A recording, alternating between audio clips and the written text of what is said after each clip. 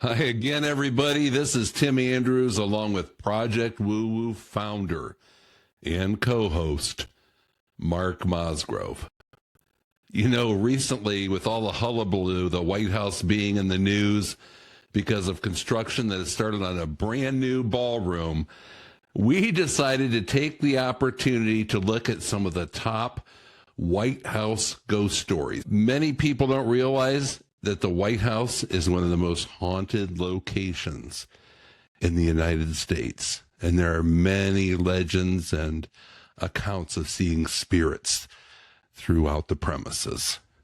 So we soon discovered that the White House isn't just full of politics. It's also apparently full of poltergeists. Mark, how you doing today, my friend? I see what you did there. That was pretty clever. Or should I say, it is Halloween. So we're going to take the opportunity here to recount some of the most famous haunted White House stories. And, some of these might be a complete load of BS, but then again, it would fit. It is, after all, Washington, D.C. So, number one, Dolly Madison. Not only one of my favorite pastry makers, but Dolly Madison was dominant and a big part of White House lore. She was the Rose Garden host. She loved her Rose Garden at the White House. And she protected it so fiercely that even her ghost won't let anyone mess with it. She really defined the position of First Lady, but even before her husband, James Madison, became president, she was the de facto First Lady for Thomas Jefferson previously. Now, I know she performed a lot of the acts of a First Lady because she was not there. Now, hopefully, I don't know. I don't want to open the door to controversy, but hopefully not all of the acts. But as you can see or hear, Mark, she is a spirit that many have seen haunting the Rose Garden, which begs the question, when Trump poured all the concrete in there and got rid of a lot of the roses because he was worried about inconveniencing reporters that were stepping in mud and getting mired down in the mud and the rain. What do you think she thought about that? She was not happy. I'm sure she was not happy.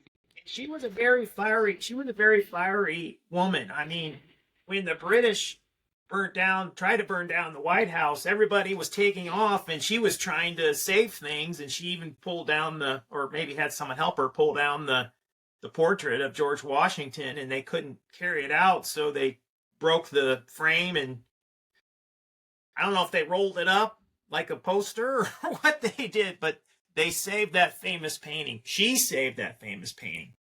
Well, Trump's not the first person that tried to tore down the rose bushes and tried to alter the garden. Back, legend has it, gardeners tried to move her precious rose bushes before, and they swore they saw her ghostly figure waving her finger like, "Oh, no, you don't."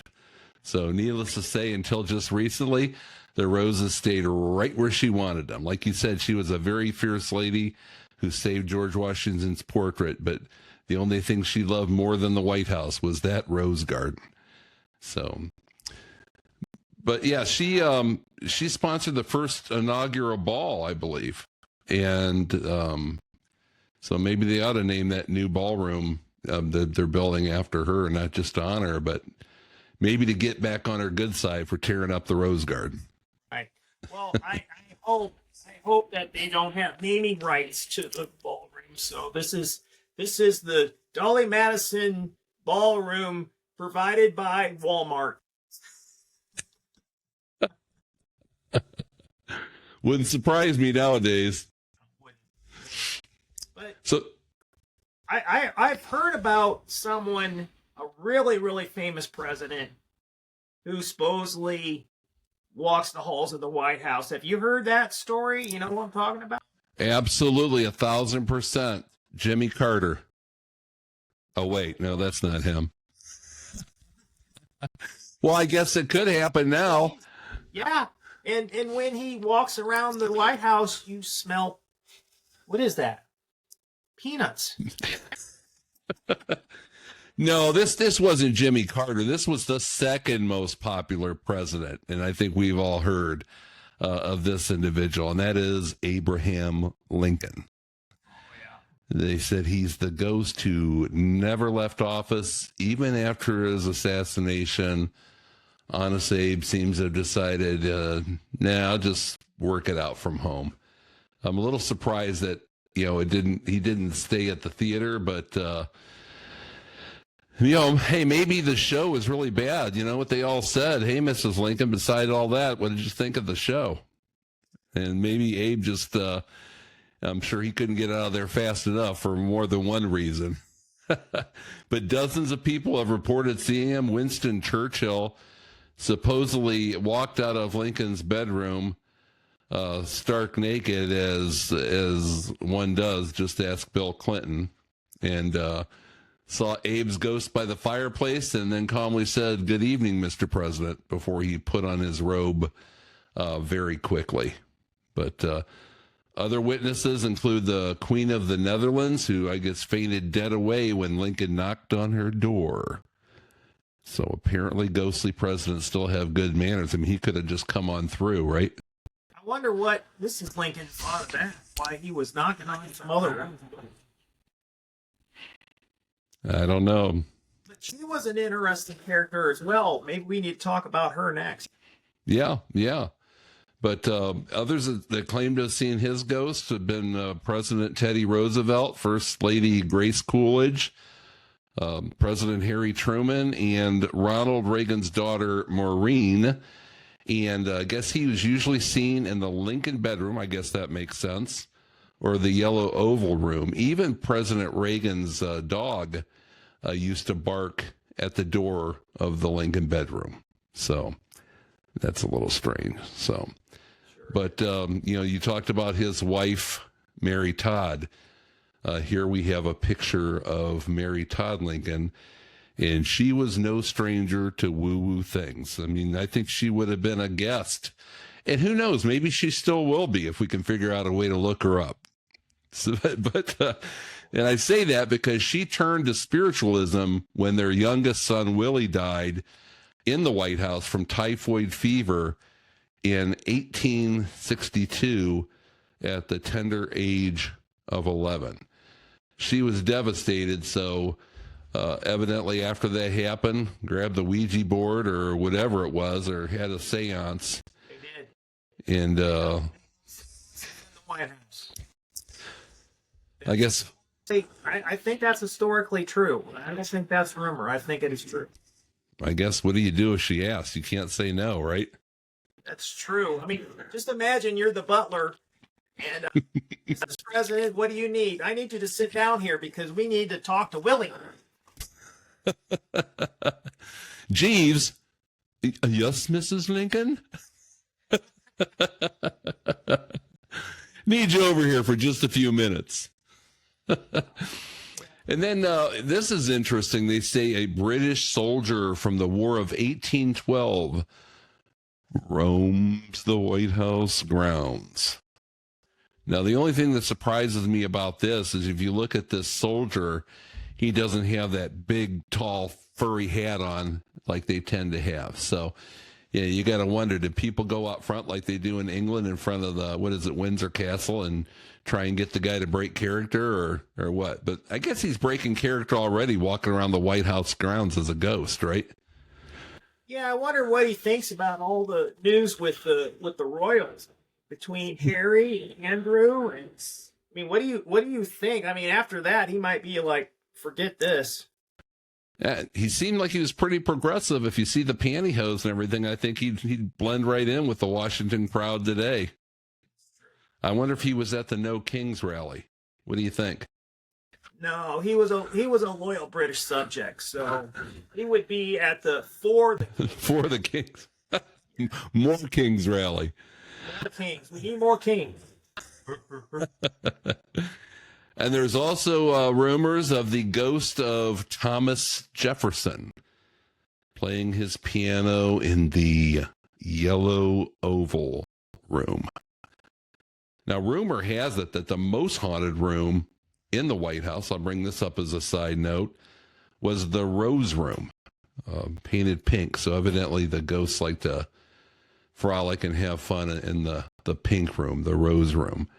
But yeah, Thomas Jefferson liked to get out there and played his piano in the Yellow Oval Room. So that was his instrument of choice. And of course, we all know that President Bill Clinton's instrument of choice that he loved to play with in his spare time was his organ. And then we have... You can just do that. And then we...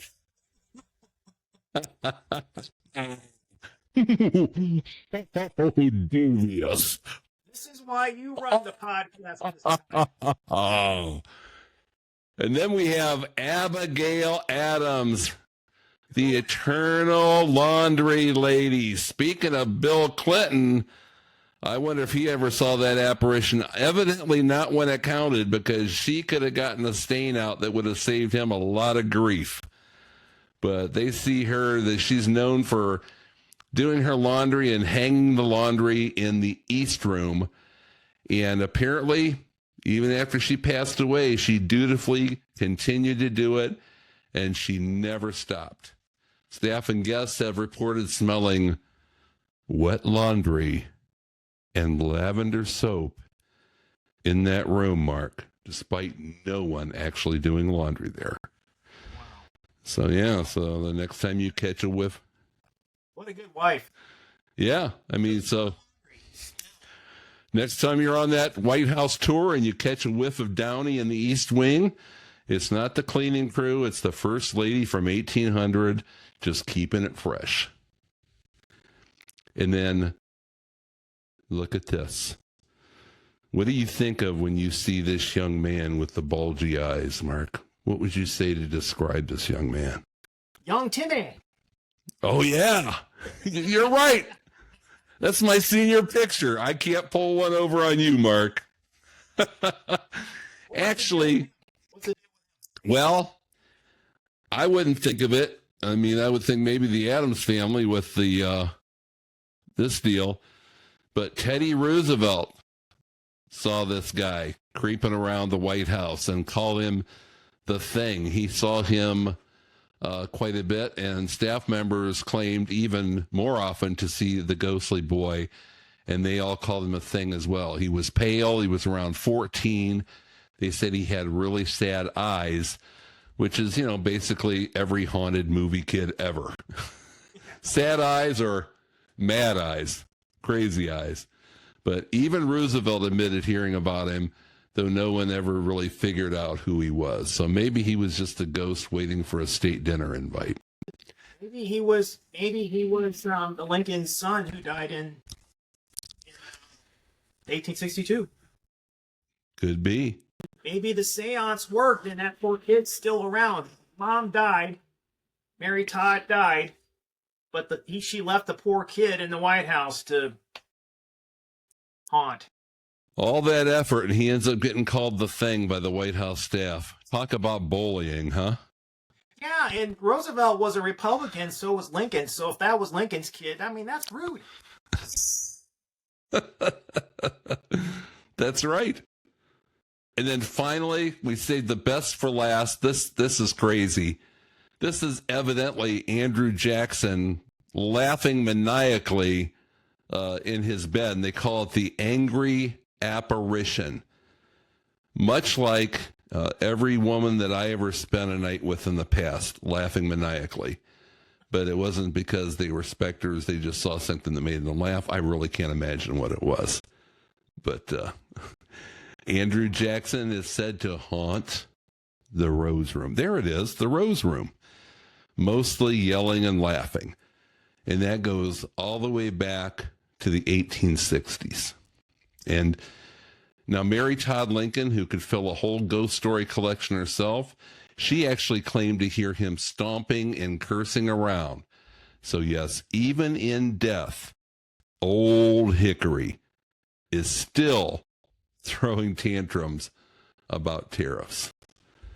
So there's everything, Mark, every single thing you wanted to know about the haunted White House, but we're afraid to ask. And I'm curious to wonder what's going to happen in the future. Who will be haunting the halls of the White House after they pass?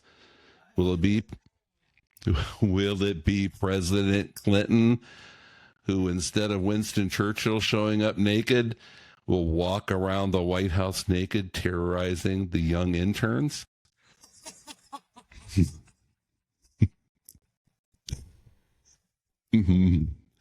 Might it be President Trump wearing the crown with a sledgehammer over his shoulder heading to the East Wing to finish construction on the brand new ballroom?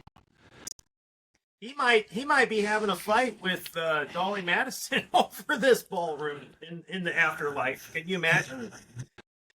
Why did you pull up my roses? It could be tough. It could be tough. Yeah, it's sacrilege. A lot of people look at that rose garden thing as a sacrilegious work on his part, tearing up the roses. You really don't see many of them when you watch the press there now. So I don't know if he took them all out or if they put them in planters or what have you. But, you know, the President Trump, if nothing, he's practical, right? Oh, well, maybe there's no roses. Who cares? But the press isn't stepping in knee-deep mud anymore. So, you know, but I'm sure they'll replace the roses at some point. I'm sure. Eventually. But look, we hope you guys all are having a happy Halloween season. We thought this might be a good time to take a break from all the stress and the strife and the political nonsense out there, and the real serious, terrifying ghost stories here that we have at Project Woo Woo. We try and have fun all the time, but every once in a while we'll throw something like this in just to have a little bit of fun and actually impart a little bit of knowledge. That's something that we're probably not the best at doing, Mark, but when we can, we will, and we hope you heard a few things that maybe you hadn't heard before, and the next time that you visit the White House, be prepared to be terrorized. And also, you may see a spirit or two. Probably not during the shutdown, though. You get it, Mark? Terrorized? I mean, there's enough to be afraid of without the spirits, but we'll throw them in there just for good measure. Actually, they're probably the least scary thing that you'll find in Washington, D.C. nowadays. They're probably the most honest. They're probably the most honest meetings there. That's right. All right, guys, take care. Hey, Mark, thanks a lot. Hey, subscribe to the channel. Mark, tell them about it. Hit subscribe. Hit subscribe. Yahoo. Send us your story ideas or your stories. Ghosts, UFOs, near-death experiences, telekinesis, teleportation, telemarketing, whatever teller you want to share. YouTube. Yep, go ahead. Send it to share@ projectwoowoo.WTF. WTF. What the fudge? Check it out. Share at projectwoowoo.WTF. YouTube at Project Woo Woo. Got some great videos up already. Talking to some, we just finished a discussion with a parapsychologist.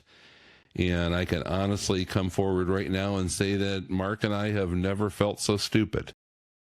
But guy was very, very intelligent. It was very entertaining, and I think you guys will all enjoy it. So a lot of good stuff on there. Tune in, subscribe, and tell everybody about it. Until next time, Have a good one, everyone. And if I don't talk to you before, then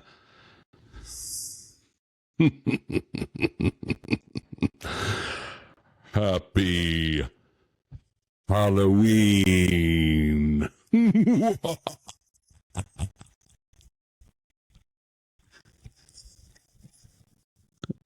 Have a good one. Bye-bye.